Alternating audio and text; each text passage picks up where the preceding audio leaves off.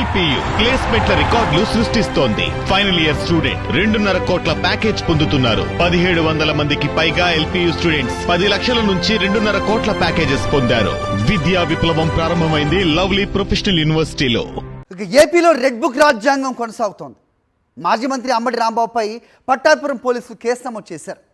నిన్న వెన్నుపోటు దినం కార్యక్రమానికి ఇంటి నుంచి కలెక్టర్ కార్యాలయానికి వెళ్తుండగా అంబటి రాంబాబును టీజేపీసీ కాలేజ్ వద్ద పట్టాభిపురం సిఐ వెంకటేశ్వర్ అడ్డుకున్నారు. అంబటి రాంబాబుపై దురుసుగా ప్రవర్తించారు. అంతటితో ఆగలేదు, వేలు చూపిస్తూ అమర్యాదగా మాట్లాడారు. అయితే అంబటిపైనే అనుచితంగా వ్యవహరించడమే కాకుండా తిరిగి ఆయనపైన కేసు నమోదు చేశారు. మరిన్ని అప్డేట్స్ మా కరెస్పాండెంట్ అశోక్ ఇస్తారు. అశోక్,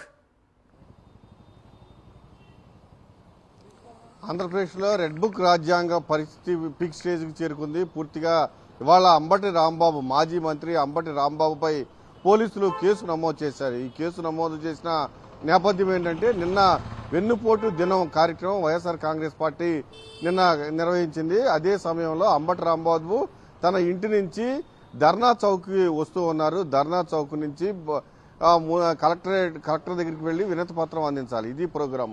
అయితే అంబటి రాంబాబు తన ఇంటి నుంచి ధర్నా చౌక్కి వస్తూ ఉండగా టీజేపీఎస్ కాలేజీ వద్ద పట్టాభిపురం సిఐ అంబటి రాంబాబును అడ్డుకున్నారు. ఎందుకు అడ్డుకున్నారని అంబటి రాంబాబు ప్రశ్నించారు.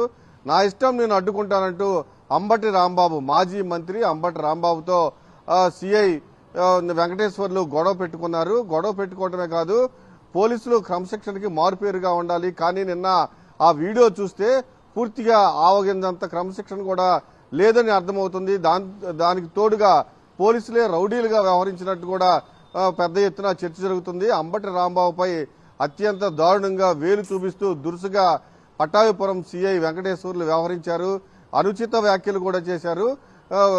అక్కడి నుంచి అంబటి రాంబాబు వెళ్లిపోయారు. వెళ్లిపోయిన తర్వాత నిన్న అర్ధరాత్రి అంబటి రాంబాబు పైన కేసు నమోదు చేయడం జరిగింది. అందులో ప్రధానంగా 152, 126, 223, 351, 270 బిఎన్ఎస్ సెక్షన్ల కింద అంబటి రాంబాబు పైన కేసు నమోదు చేశారు. హరి, ఆల్రైట్.